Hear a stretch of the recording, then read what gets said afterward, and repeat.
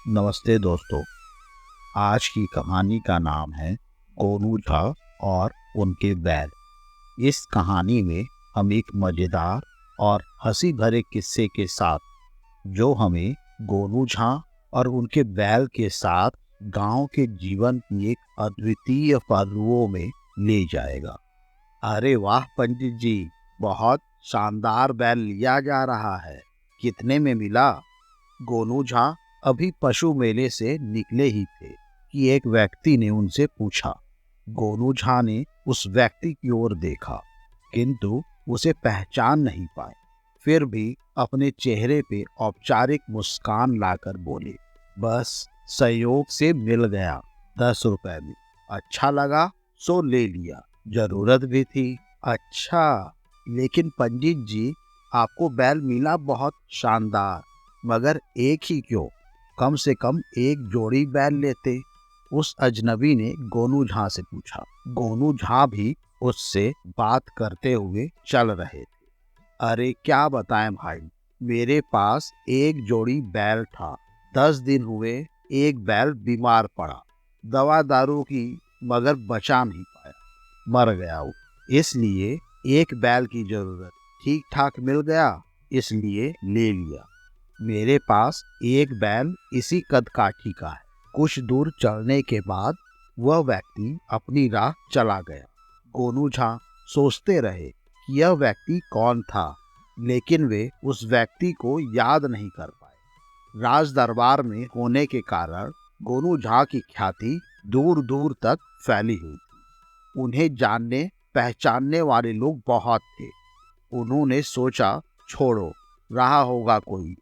अभी वे कुछ दूर ही चल पाए थे कि रास्ते में एक पगड़ीधारी व्यक्ति ने उन्हें कहा, प्रणाम गुरुजी। गोनू झा ने उस व्यक्ति की तरफ देखा तो एक झलक में ही पहचान गए। यह व्यक्ति उनके संस्कृत के आचार्य के यहाँ काम करता था। गोनू झा ने उनका हालचाल पूछा। अंततः बातचीत पुनः बैल पर आ गई। गोनू झा ने पुनः बैल वृतांत सुनाकर उसकी जिज्ञासा शांत की। कुछ दूर चलकर वो आदमी भी गोनू झा से विदा लेकर अपने गांव की ओर मुड़ गया।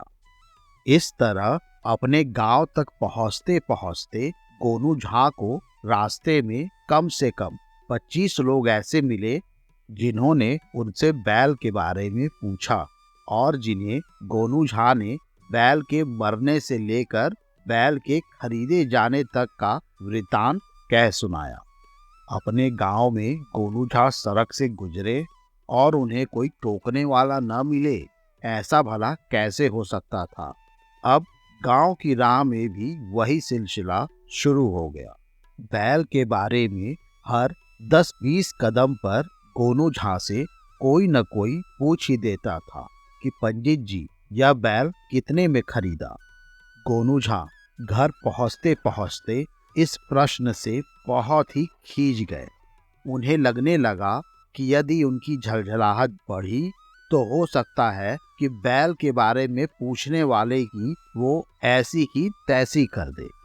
घर पहुंचकर बथान में बैल को खूंटे से बांधा और उसे सानी पानी देकर सहला पुचकाकर अपने कमरे में गए। पंडिताइन यानी कि उनकी पत्नी और उनका भाई भोनू झा दोनों को बुलाकर उन्होंने कहा, पशु मेले में 10 रुपए में बैल खरीद कर लाया हूँ। दूसरे बैल के जोड़े का बैल है। जाकर बथान में बैल देख लो और अब इस बैल के बारे में मुझसे कोई कुछ मत पूछना। थक गया हूँ, अब आराम करूँगा। कहते कहते गोनू झा चौकी पर लेट गए।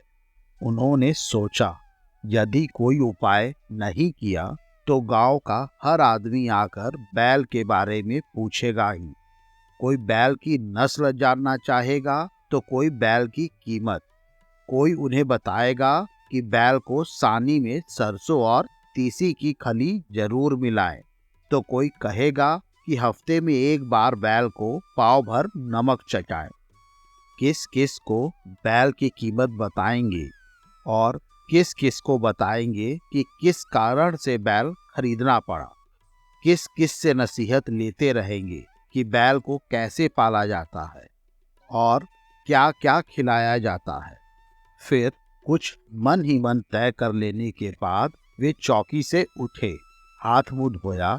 पंडिताइन ने उनके और गोनू झा के लिए भोजन परोस दिया। खा पीकर गोनू झा सो गए।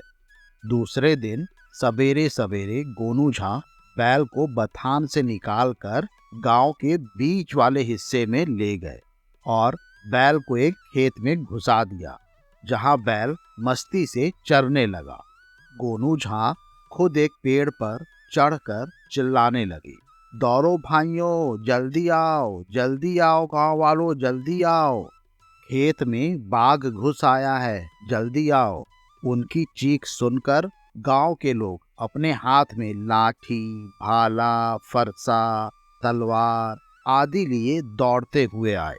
उन लोगों ने देखा गोनू झा एक पेड़ पर चढ़कर आवाज लगा रहे हैं। गोनू झा का चिल्लाना जारी था। जब उन्हें विश्वास हो गया कि पेड़ के नीचे गांव के तमाम लोग जमा हो गए हैं, तब उन्होंने चिल्लाना बंद किया। गांव वालों ने पूछा, कहाँ पंडित जी, कहाँ है बाघ?